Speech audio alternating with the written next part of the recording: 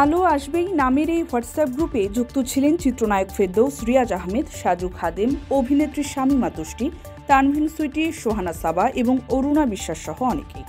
সাবেক তথ্য ও সম্প্রচার প্রতিমন্ত্রী মোহাম্মদ আলী আরাফাতও ছিলেন।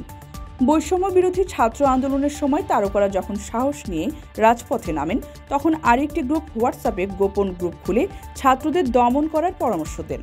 হোয়াটসঅ্যাপের সেই কথোপকথন ফাঁস হয়েছে, তার কয়েকটি স্ক্রিনশট প্রকাশ করেছেন নির্মাতা মুস্তফা সরোয়ার ফারুকী।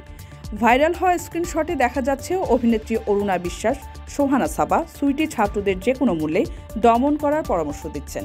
ওই কথোপকথনে শিক্ষার্থীদের আন্দোলনের বিপক্ষে মত দেন তারা। বলেন, যেভাবেই হোক আন্দোলন থামাতে হবে।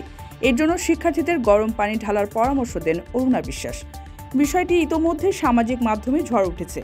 এই গ্রুপের নির্মাতা মুস্তফা সরোয়ার ফারুকীকে নিয়েও কথা হয়, ফলে ফারুকী বিষয়টি স্বাভাবিকভাবে নেননি। এটিকে মানবতা বিরোধী আখ্যা দিয়ে তিনি সরকারের দৃষ্টি আকর্ষণ করে সামাজিক মাধ্যমে এর বিচার চেয়েছেন।